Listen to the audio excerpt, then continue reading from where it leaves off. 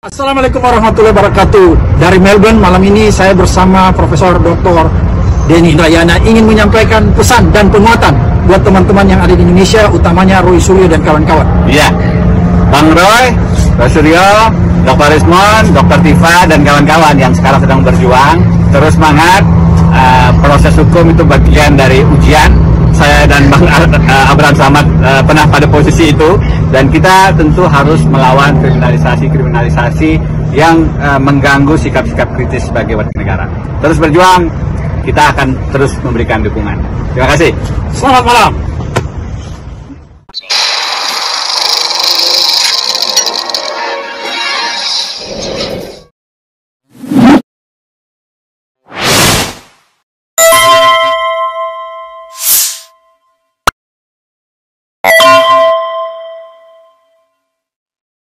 Ini yang mengusulkan ini pada saat kemarin 2024 Pilpres posisinya di mana? Okay. Ini kan orang-orang yang barisan sakit hati.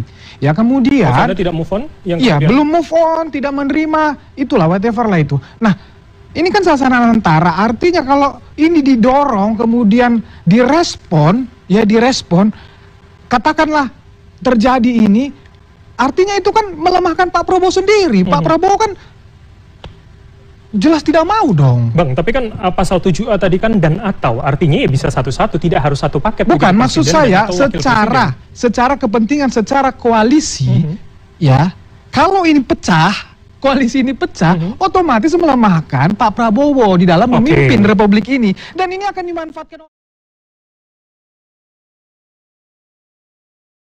Assalamualaikum warahmatullahi wabarakatuh. Dari Melbourne malam ini saya bersama Profesor Dr.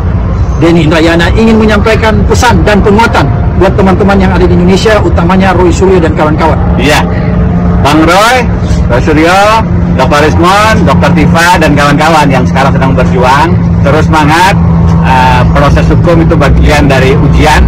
Saya dan Bang Abraham Samad pernah pada posisi itu, dan kita tentu harus melawan kriminalisasi yang mengganggu sikap-sikap kritis sebagai warga negara. Terus berjuang, kita akan terus memberikan dukungan. Terima kasih. Selamat malam. Assalamualaikum warahmatullahi wabarakatuh. Sobat RH sekalian, jumpa lagi kita di channel yang keren ini. Keren cadas. Ya, sobat RH sekalian, saya tiba-tiba tergelitik untuk membahas ya argumentasi orang-orang yang mendukung Jokowi, entah itu Projo, Joman dan lain sebagainya. Tapi sebelumnya saya mau mengatakan begini ya, dalam perspektif hukum yang saya pahami, yang saya yakini dan yang saya temukan sendiri tentunya. Jadi saudara sekalian, saya tidak berkeberatan lagi penggunaan kata Jokowi dalam predikat organisasi mereka. Misalnya Projo, Pro Jokowi, fine. Jokowi mania, fine. Mau apa-apa, misalnya sedulur Jokowi, fine, silahkan saja.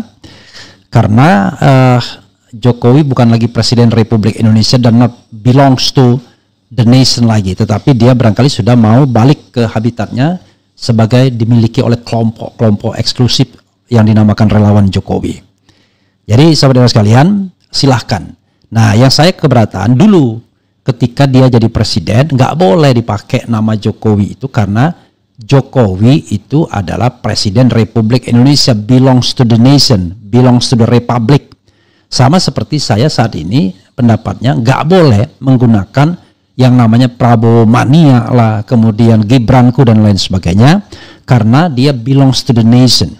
Perkara kemudian tidak ada legitimasi publiknya seperti Gibran, ya, rendah legitimasinya, rating approvalnya di bawah 50% misalnya, itu soal lain. Tetapi sebagai presiden dan wakil presiden, Prabowo Gibran tidak boleh dipakai namanya, apalagi oleh kelompok-kelompok yang berusaha mengambil keuntungan dari identifikasi semacam itu. Itu jelas ya. Jadi justru keberadaan kelompok-kelompok itulah yang terus-menerus melakukan divisiveness di masyarakat, pembelahan di masyarakat. Karena ketika masyarakat itu mengkritik kekuasaan, dia langsung membela kekuasaan. Padahal kalau negaranya benar, Ya yang membela kekuasaan itu adalah juru bicara resmi, bukan jubir-jubir swasta yang gak jelas standing di negaranya. Makanya sebenarnya kan baik Prabowo maupun Gibran kan ada staff-staffnya sendiri. Jadi kalau ada yang terkait dengan presidensi atau vice presidensi, yang harus keluar, yang harus ngomong adalah orang-orang yang memang digaji secara resmi oleh negara, bukan yang digaji secara gelap-gelapan dalam tanda kutip, dijadikan komisaris BUMN, tetapi kerjanya adalah disuruh membela penguasa atau pemerintah. Ya, jadi ketika dulu saya sebagai komisaris utama BUMN mengkritik pemerintah, orang aneh semua, surprise semua. Bahkan mantan ketua DPR bilang, wah kok Refli begitu ya, masih tetap bisa mengkritik. Ya tapi setelah ini selesai katanya. Ya terjadi memang begitu, tapi nggak apa-apa, karena saya pada waktu itu ingin membuktikan bahwa jabatan tidak membuat kehilangan daya kritis kita. Karena itu saya katakan BUMN itu bukan badan usaha milik pemerintah, tapi badan usaha milik negara. Negara itu negara, kemudian masyarakat dan penguasa atau pemerintah. Jadi justru komponen terbesar dalam BUMN itu adalah masyarakat. BUMN itu milik masyarakat, ya, bukan milik pemerintah, tetapi yang lebih tepat milik negara yang terdiri dari komponen masyarakat, pemerintah dan wilayah sebagai satu kesatuan yang bernama Indonesia. Paham ya? Jadi nanti penguasa-penguasa yang tidak paham itu menuntut pengurus BUMN harus pro mereka, itu salah. Justru semakin menjadi pengurus BUMN, orang harus menjadi sadar, enlightened, harus ngomong sesuai dengan hati nurani, dengan kebenaran dan lain sebagainya. Begitu saudara sekalian, ya. Karena dia adalah seorang pengawas. Justru kalau dia bela-bela pemerintah, aneh. Kok menjadi pengurus BUMN, kok jadi tim suksesnya pemerintah, baik dalam masa pemilu maupun dalam masa pemerintahan. Oke, saudara sekalian, saya tergelitik terus terang saja ya, untuk menggarisbawahi apa yang dikatakan Waketum Projo tadi. Kemudian juga orang-orang yang sama selama ini. Dengarnya sebel sebenarnya ya, bukan sebel karena benci, enggak, sebel kok. Kenapa ya orang-orang seperti itu yang kemudian mewakili negara ini untuk berbicara mengatasnamakan penguasa, enggak punya argumentasi, tidak punya poinnya itu aja. Ini kan barisan sakit hati, kemudian gagal move on, kaum baterai lowbat 16% ya untuk Ganjar maksudnya, kalau Anies kan 25%. Dan lain sebagainya, dan lain sebagainya. Jadi saudara sekalian, kita harus pahami ya, sikap terhadap Jokowi itu adalah sikap kritis yang sudah terpelihara sejak Jokowi memimpin. Kenapa? Karena kita menganggap Jokowi, he was not sophisticated leader, he was not sophisticated president. Dia bukan presiden yang canggih, under qualifications. Jadi berbuat untuk bangsa itu under qualification. Dia malah kemudian memelihara kelompok-kelompok. Yaitu yang dinamakan kelompok-kelompok relawan yang kemudian bisa digerakkan dengan fasilitas negara. Coba misalnya kumpul di Senayan dan lain sebagainya dan lain sebagainya. Cuma pada waktu itu PDIP sebagai partai pendukungnya kan tidak bisa objektif. Begitu dikhianati oleh petugas partai ini, barulah kemudian bersikap kritis. Itu pun kritis tanggung, nggak kritis-kritis amat juga. Yang kritis-kritis amat ya kita-kita inilah yang berhadapan dengan rezim Jokowi dengan segala resikonya. Salah satunya resiko kriminalisasi secara brutal. Dan itu kan terkena dengan Syahganda Nainggolan, dengan Anton Permana, dengan Habib Bahar, Habib Rizik dan lain sebagainya yang punya, bahkan Roy Suryo juga yang punya celah hukum sedikit langsung diembat, terutama menggunakan Undang-Undang 1/1946 pasal 14 ayat 1 ayat 2 dan pasal 15 yang kemudian dinyatakan inkonstitusional oleh MK. Jadi sikap dasarnya itu memang sudah kritis terhadap pemerintahan Presiden Jokowi. Oh itu karena Anda tidak dapat jabatan. Siapa bilang? Justru saya dalam pemerintahan Jokowi dapat jabatan, yaitu sebagai staf khusus Menteri Sekretaris Negara, dan berhenti saya 4 bulan saja karena saya melihat aduh kok nggak cocok jabatan ini buat saya karena saya tidak bisa lagi ngomong. Ketika saya menjadi komisaris utama, saya dengan santai berpendapat apa adanya, terutama setelah Jokowi menjabat 3 tahun, I found him he was not sophisticated leader. Enggak canggih ini orang. Makanya saya sudah mengkritik Jokowi ketika saya masih menjabat sebagai komisaris utama. Itu perlu dicatat ya. Jadi saya menjadi komisaris utama itu baru diberhentikan itu pada bulan April 2020. Saya mengkritik Jokowi. You can check my jejak digital ya. Itu sejak 2017 sudah saya kritik. Bahkan ya 2016 ketika saya ditanya apakah setuju dengan IKN atau tidak, saya katakan saya tidak setuju dengan IKN. Jadi kalau seandainya dikatakan wah Anda tidak dapat itu karena itu Anda kritik, ya you can check it ya. Saya tidak seperti itu rasanya ya. Kecuali kalau Anda kudet, kurang update ya. Oke. Nah, saya tidak tahu dengan orang-orang yang suka mengkritik Jokowi lainnya, tapi saya kira sama. Said Didu misalnya. Said Didu itu rela kehilangan uang 200 juta penghasilan dia sebagai komisaris BUMN pada waktu di PT Timah dan kemudian juga sebagai birokrat untuk kemudian kritis terhadap pemerintahan Presiden Jokowi. Menjelang Pilpres 2019, dia kemudian berhenti dan melipir ke kubu Prabowo karena tidak setuju dengan Jokowi. Nah bedanya saya tidak melipir ke Prabowo karena saya sendiri secara sikap batinnya tidak pernah menyetujui Prabowo yang ini sorry to say bukan Prabowo himself tapi Prabowo sebagai sebuah fenomena Orde Baru. Dia kan the son-in-law dari penguasa Orde Baru. Yang kita tahu bahwa penguasa Orde Baru itu adalah penguasa yang korup, penguasa yang otoriter dan lain sebagainya. Jadi kenapa Orde Baru ditumbangkan? Ya karena itu. Karena dianggap sarang KKN dan otoriter. Dengan 3 pilar penguatnya. Dui fungsi ABRI, birokrasi, dan Golkar. Karena itu, ketika aktivis hari ini mendekat semua kepada Prabowo Subianto, ya ada 2 kemungkinan. Prabowo-nya yang sudah berubah atau aktivisnya yang sudah berubah, itu saja. Kalau Budiman misalnya Sujatmiko bermesraan dengan Prabowo, ada 2 kemungkinan. Budimannya yang sudah berubah atau Prabowo-nya yang sudah berubah. Itu aja. Ya kan? Sehingga klop. Tapi kalau dua-duanya berubah, rasanya enggak juga. Karena kalau dua-duanya berubah, bisa different direction dia jadinya. Ya kan? Karena ada orang yang positif negatif. Ketika dua-duanya berubah, maka ya tetap positif negatif. Barangkali yang tadinya negatif jadi positif, yang tadinya positif jadi negatif. Karena itu pasti yang berubah satu. Nah, itu saja, saya tidak tahu siapa yang berubah. Demikian juga Andi Arief, misalnya Nezar Patria dan lain sebagainya. Orang-orang yang dulu sangat kritis terhadap kekuasaan Orde Baru, malah sekarang itu justru menjadi bagian dari pemerintahan penguasa Orde Baru. Kan ini lucu sesungguhnya. Tapi ya itulah yang terjadi, mau diapain lagi. Oke? Nah, karena itu saudara sekalian, balik lagi. Klaim bahwa mereka-mereka itu adalah kelompok sakit hati gagal move on. Kadang-kadang terganggu juga dibilang kelompok sakit hati. Tetapi menurut saya itulah ujiannya. Kalau Anda mau menjadi seorang pejuang, ya ujiannya kalau cuma dikata-katain ya sudah. Apa sih sakit hati itu?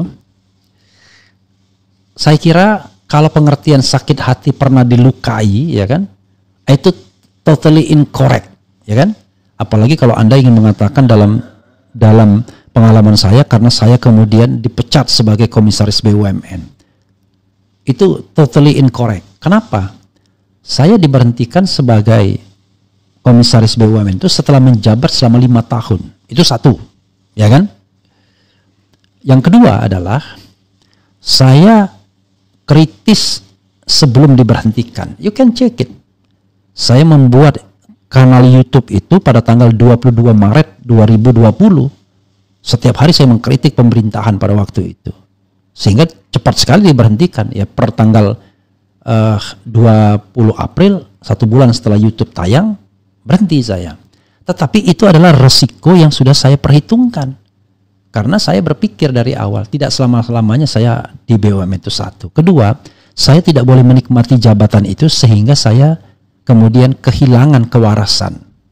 Jadi bagi saya nothing tulus. Bahkan hari ini saya, ya walaupun di tengah barangkali godaan untuk mendekat kepada kekuasaan pemerintah, ya kan, saya terus berkomitmen untuk menjaga jarak dari kekuasaan. Satu saja kegalauan saya, yaitu fenomena kriminalisasi. Apakah pemerintahan Prabowo sama wataknya dengan pemerintahan Jokowi, yaitu suka mengkriminalkan orang? Itu satu. Yang kedua, ya saudara sekalian, gagal move on. Ini dikaitkan dengan pemilu, seolah-olah ya menang dan kalah pemilu segala-galanya. Aduh, kalau jabatan saja kita tidak terlalu tertarik, tidak terlalu ambisius ya, apalagi soal menang dan kalahnya pemilu. Bagi saya biasa saja. Tetapi kita sebagai insan yang memperjuangkan keyakinan, kebenaran, keadilan, berteriak itu bukan karena Anies kalah, bukan. Berteriak itu karena pemilu curang. Itu soalnya.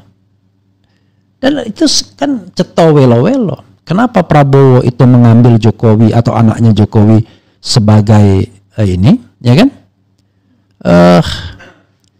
Ya begitulah. Jadi kalau dibilang barisan sakit hati, apanya sakit hati? No way sama sekali. Kita bicara tentang good governance dan clean government, oke? Nah, coba Anda bandingkan kita dengan mereka-mereka lah ya. Siapa mereka? Coba lihat pendidikannya bagaimana, kemudian sepak terjangnya bagaimana dan lain sebagainya. Beda lah, ya kan? Orang seperti Sunarko misalnya dikatakan sakit hati.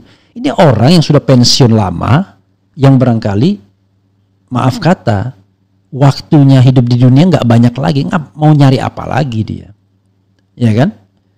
Tetapi persoalannya adalah ada sebuah idealisme yang mau dipertahankan. Ingin melihat Indonesia ini menjadi negeri yang adil, makmur, sejahtera. Negeri yang baldatun thayyibatun warafun ghafur. Negeri yang bukan para koruptor dan para pencoleng, para penjilat yang berkuasa, tapi orang-orang yang memang ingin mengurus negara. Bahasa the founding parents itu mengurus negara. Begitu. Jadi kalau gagal move on, no. Pertanyaannya adalah, kenapa saya misalnya ya, kalau diletakkan kepada saya dukung Anies? Sederhana.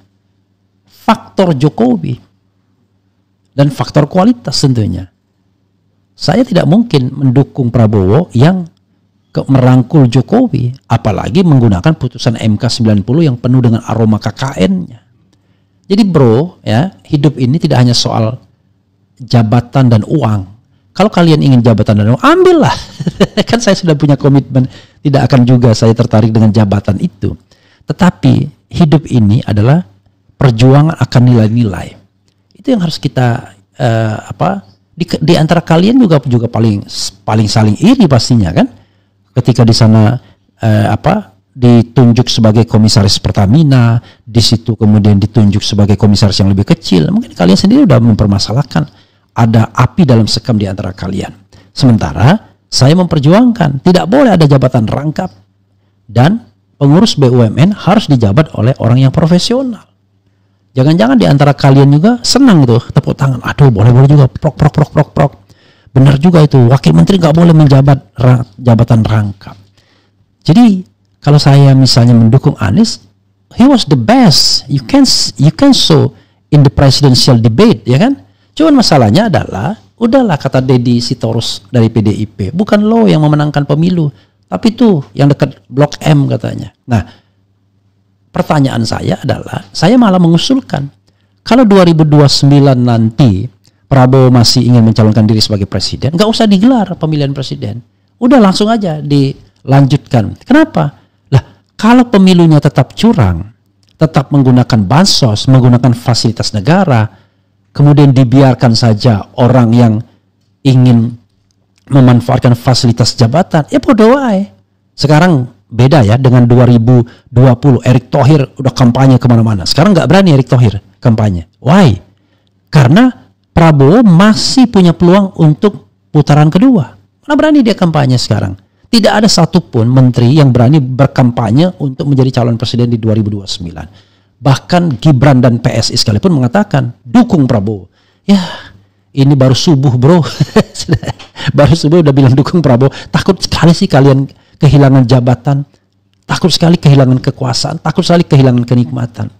Belum ibaratnya ya, belum diajak bertarung aja udah nyerah kalian. Ya kan, itu justru itu jiwa-jiwa penakut. Ya kan?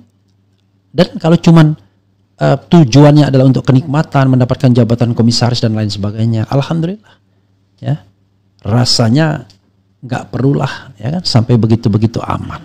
Oke, jadi satu, pembenci. Terakhir ya, pembenci Jokowi. Kalau pembenci itu sakit hati karena sesuatu hal, insya Allah tidak. Tapi kalau nggak suka sama Jokowi, benci sama nggak suka itu beda ya, saya menganggap. Benci itu lebih pada sikap hati yang syirik dan lain sebagainya. Benci itu begitu. Tapi kalau nggak suka, yang kita nggak suka itu kelakuannya, perilakunya. Masa Anda suka dengan putusan MK 90 yang ditengarai kong kali kong? Bayangkan, mau pendaftaran terakhir hari ini diputuskan. Kan Sontoloyo namanya. Jadi kita ini ingin bernegara secara baik. Jadi kalian dengar nggak ya? Jadi makanya saya katakan orang yang sedang jatuh cinta, orang yang sedang berkuasa, orang yang sedang sukses, orang yang sedang pegang banyak duit, plus orang yang tidak update, ya tidak mengerti informasi, alias kurang secara pengetahuan, nggak bisa diomongin, berat ngomonginnya, ya kan? Karena itu memang perjuangan. Ya seperti misalnya Musa ngomongin Fir'aun, nggak bisa, susah, nggak gampang, ya kan? Jadi itulah yang namanya fenomena kekuasaan. Saya berpikir ya, kenapa negeri ini dijajah 350 tahun? Ya karena ada orang-orang penjilat, oportunis yang takut miskin, takut dengan tidak dapat bagian kekuasaan dan lain sebagainya, sehingga mau dia bekerja sama dengan Belanda, dengan orang-orang yang jelas menjajah. Nah, saya menganggap ya, orang yang mau bekerja sama dengan Jokowi adalah orang yang mengkhianati republik ini. Apa yang bisa dibanggakan dari Jokowi, bayangkan. Saya bingung kalau orang kemudian memuja-mujanya. Dengan utang 10.000 triliun, dengan memajukan Bobi dan Gibran dengan sedikit memaksa, itu yang dibanggakan. Dengan pertumbuhan ekonomi yang bahkan dibandingkan SBY pun tidak lebih baik. Jadi apa yang dibanggakan? Jadi saya dapat data dari Awalil Rizki, seorang pengamat ekonomi, mengatakan semua indikator ekonomi pada masa pemerintahan Jokowi itu rendah semua, di bawah semua, di bawah pemerintahan SBY, dan kalau dibandingkan dengan pemerintahan sebelumnya maupun dibandingkan dengan fenomena global. Negeri ini adalah negeri dengan penduduk terbesar, nomor 3 di dunia. Nomor 4 lah, after India. Mungkin India sudah lebih banyak dari China, we don't know exactly persisnya. After China lah, traditionally, India, Amerika Serikat, dan Indonesia. Tapi coba kita lihat kualitas sumber daya manusianya. Ya, Human Development Index-nya kan memprihatinkan.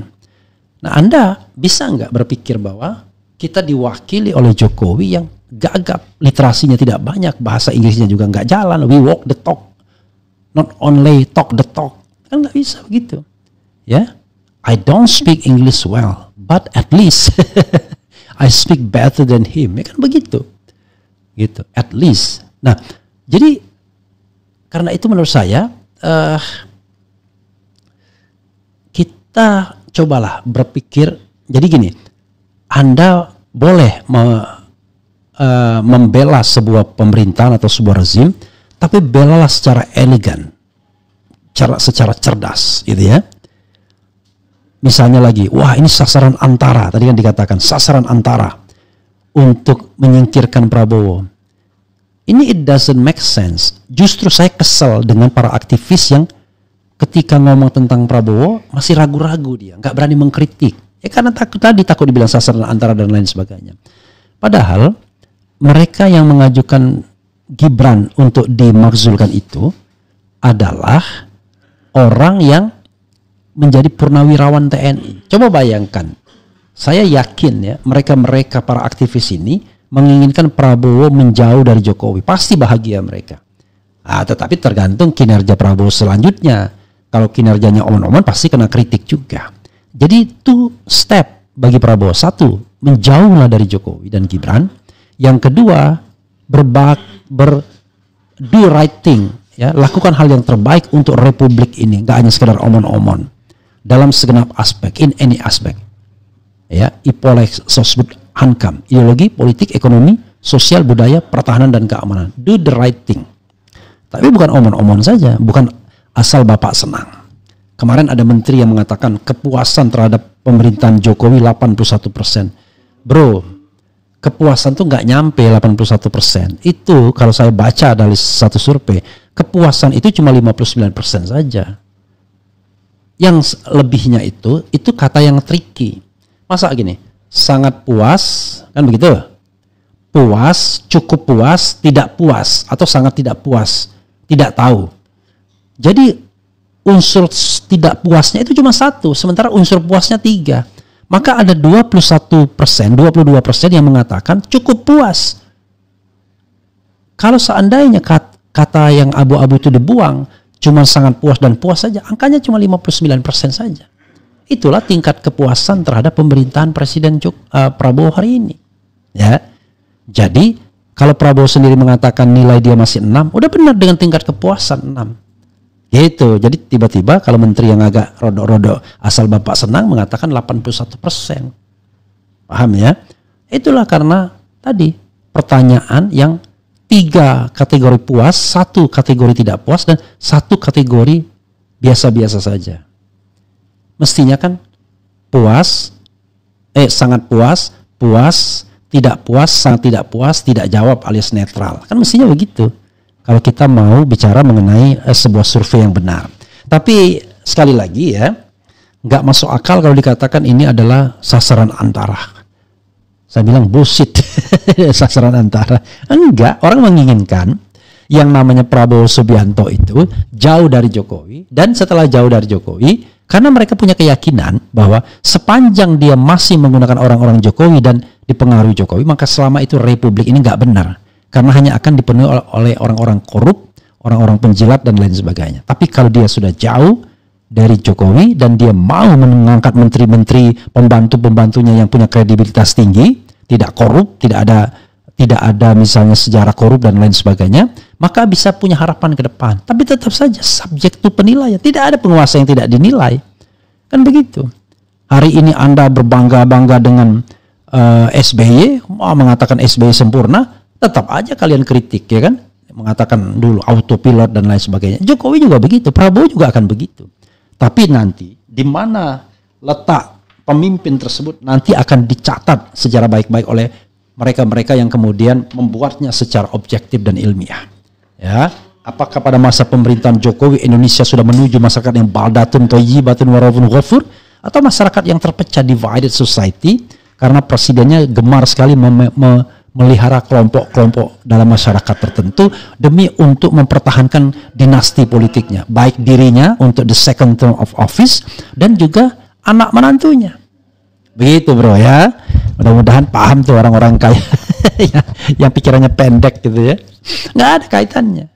Jadi kalau kata MH dulu, ndak patean, ya kan? Anies nggak jadi presiden, ya kan? Ndak patean, nggak dapat kekuasaan, ndak patean, nggak dapat uang. Kita berjuang itu tidak berpikir ke arah sana. Yang kita perjuangkan adalah bagaimana negeri ini menjadi negeri baldatun thayyibatun warabun ghafur, negeri yang gemah ripah lo jinawi, negeri yang betul-betul menjalankan good governance dan clean government. Jadi kalau good governance dan clean government itu dijalankan, maka orang-orang bersihlah yang akan memerintah. Tapi kalau good governance dan clean government tidak dijalankan, maka orang-orang kotor, orang-orang pelacur, orang-orang penjilat yang akan, orang-orang yang gampang sekali menjual ideologinya, orang yang ingin hidup terus makmur, orang yang takut sekali miskin dan lain sebagainya yang akan memerintah. Begitu bro ya. Jadi biar kita paham gitu. Ya, kita tidak mencari uang dan kekuasaan, yang kita cari adalah ya keridoan dunia dan akhirat. Ya tentu saja kita butuh makan, kita butuh bekerja. Tetapi lebih dari itu adalah ini adalah kehidupan yang fana, kehidupan yang bukan kekal. Yang kekal itu kan di alam sana. Gitu. Ya, hebat sekali. Enggak, saya berusaha meyakinkan diri saya sendiri juga. Gitu. Oke. Coba kita bacakan komentar Sobat RH sekalian terkait dengan hal ini ya. Kelompok sakit hati, kaum sakit hati dan lain sebagainya. Lucu banget saya. Oke, mana lagi? Lalu kemudian ada juga ini orang-orang yang kemudian bicara-bicara. Ini kan Anda sendiri melihat, ya kan? Saya rasanya nggak bodoh-bodoh amat lah ya dalam berdebat, dalam misalnya, wah ini profesor atau kemudian siapa profesor nggak ada juga Mahfud MD misalnya, wah karena begini. Kalau Mahfud yang saya nggak tahu, siapapun misalnya, Said Didu misalnya. Saya kira nggak bodoh mereka, ya. Masa Refli Harun bodoh, ya kan? Enggak juga. Kalau dibandingkan dengan orang-orang yang berkuasa, apakah kita kalah? Enggak juga rasanya. Wah, tidak laku. Ya karena kita kritis. Karena kita memilih untuk kritis dengan pemerintah. Anda lihat, ya itu yang komentar itu orang bodoh berarti. Oke, kita bacakan komentar sobat era sekalian. Saya tidak berpretensi Anda mendukung saya semua, ya, tetapi itulah yang ingin saya sampaikan. Menjijikkan gara-gara satu orang jadi rusak, perang aja sekalian. Ya, jangan begitu juga ya. Suka-suka mereka aja, mau pakai nama Jokowi pakai, kasih mereka puas biar lancar darahnya mengalir. Sehat terus Om Refli Harun. Kalau sekarang sih nggak ada masalah karena itu not belongs to the republic anymore ya. Kalau penuntut ijazah Jokowi sebagai orang sakit hati, artinya jangan ngambek kalau yang membela Jokowi kita anggap orang hilang akal yang bebal dengan kedunguan. Kalau ijazah Jokowi asli tidak sulit untuk membuktikan. Kemudian justru sebaliknya mereka yang membabi buta menjilatnya ingin terus Jokowi and keluarga berkuasa biar cuan masih terus bisa masuk kantong mereka. Ya masalahnya adalah kita nggak tega ngomong begitu, nggak seperti mereka ya kan. Wah ini kalah kalian ini kan. Orientasinya cuma duit dan kekuasaan aja, bukan nilai ya kan. Dulu ngata-ngatain Prabowo ya, ini maaf kata itu yang namanya DJ anak jenderal tuh bilang nggak ada prestasi, nggak ada istri dan maaf kata nggak ada alat kelamin gitu. Dia bahasanya tidak begitu, tapi saya nggak tega saja menyebutkannya. Bayangkan itu masih ada jejak digitalnya. Wow, sekarang mengaku anak jenderal, misal, ya kan? Lucu banget. Saya nggak pernah ngatain Prabowo yang sifatnya pribadi personal. Yang saya kritik adalah Prabowo as the son-in-law of Soeharto. Jadi sebuah fenomena kekuasaan yang saya kritik, bukan Prabowo himself. Ya, saya nggak ada urusan. Apakah Prabowo punya itu atau enggak? Yang kemudian yang sering dikatain oleh Fufu Fafa juga dan lain sebagainya. Tapi yang saya persoalkan adalah Prabowo sebagai son-in-law ya, dari penguasa Orde Baru dan sekarang sebagai presiden. Jadi fenomena kekuasaan yang saya persoalkan. Dan siapapun yang berkuasa memang subject to be criticized. Ya. Jadi jangan marah ya kan. Oke. Kemudian bongkar negara ini milik rakyat bukan milik pejabat, busuk. Lah Purnawirawan TNI kalah dari apa? Relawan Jokowi itulah yang bisanya hanya bisa gaduh, sok jago karena merasa kebal hukum. Salah berpikir mereka itu. Prabowo kalau tetap melindungi para penjilat. Keren RH Channel. Namanya juga usaha termul untuk melangsungkan kekuasaan tuannya ya. Ya, salam juga buat Ade Armando yang banyak membahas saya dan sekarang sudah diangkat sebagai komisaris PLN Power ya. Akhirnya dapat juga. Apabila kemelut ijazah tidak rampung sampai tuntas, bisa juga akan diangkat lagi untuk meramaikan medsos di 5 tahun mendatang. Jadi sobat era sekalian ya, andalan pro Jokowi ini dua saja, ya kan? Ngatain orang sakit hati dan ngelapor polisi, itu aja. Cemen banget gitu loh. Dan terakhir ngajak kelahi. Itu sih bukan manusia yang beradab gitu loh. Ya. Jadi dalam sebuah masyarakat yang civilized, maka ujung tombak itu adalah argumentasi. Ya. Bukan menghina pribadi, bukan lapor polisi, apalagi ngajak berkelahi. Itu nggak beradab namanya, ya. Kemudian apabila kemelut ijazah tidak, oke, apalagi ya.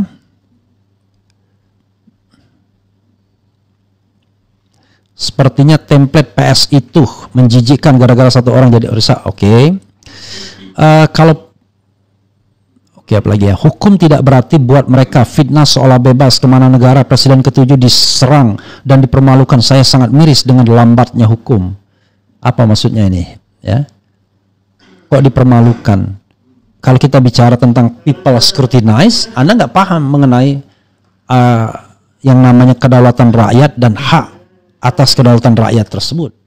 Kedaulatan di tangan rakyat dan dilaksanakan menurut Undang-Undang Dasar. Ada yang namanya, nanti kita akan interview ya, hak imunitas konstitusional atau constitutional immunity ya. Jadi Kita harus paham konsep-konsep bernegara bahwa kedaulatan berada di tangan rakyat itu. Kalau enggak, wah rakyat bisa diteror oleh kekuasaan negara. Itulah sebabnya, maka kemudian kekuasaan itu diorganisir melalui konstitusi agar tidak semena-mena nih. Baca, power tends to corrupt, absolute power corrupt absolutely. Ini juga jadi kegelisahan. Anda yang sok jagoan itu biasanya sama. Korupsinya banyak, sok jagoan, dikritik lapor polisi. Kan begitu biasanya. Tapi apakah Anda berani buka-bukaan dari mana harta Anda? Belum tentu berani. Kan begitu. Ya. Begitu sobat RH sekalian ya. Saya kira itu saja yang ingin saya share. Mudah-mudahan ini menjadi pembelajaran bagi kita semua. Sekali lagi, ya, caplah kelompok sakit hati. Sakit hati karena bos Anda tidak memperjuangkan kebenaran. Gagal move on karena negeri ini ternyata negeri yang tidak lebih baik, ya kan? Ya, dan tidak menggembirakan kekuasaannya. Bolehlah dibilang begitu. Tapi kalau kritik ini adalah bagian dari peran serta warga negara, ya nggak apa-apa juga sih dibilang sakit hati move on. Emangnya kita terganggu? Nggak juga, biasa aja. Udah biasa ya. Ya begitu saja saudara sekalian. Mudah-mudahan ini bermanfaat ya. Jangan lupa saya ngomong ini tanpa teks ya selama 40 menit ini. Bisa jadi saya ada yang kesleo, salah dan lain sebagainya. Ya namanya manusia kan. Kalau Anda melihat, scrutinize saya word by word, bisa saja saya keliru. Tetapi in general yang saya maksudkan itu adalah saya ingin negeri ini menjadi negeri yang baldatun thayyibatun warafun ghafur. Negeri yang gemah ripah lo jinawi. Negeri yang manusianya atau rakyatnya makan semua. Negeri yang cadas dan cerdas, kan begitu. Bukan negeri yang dungu, negeri penjilat, negeri korup dan lain sebagainya. Begitu ya. Itu saja sobat sekalian, 40 menit sudah berlalu. Wassalamualaikum warahmatullahi wabarakatuh. Keren, cadas, cia.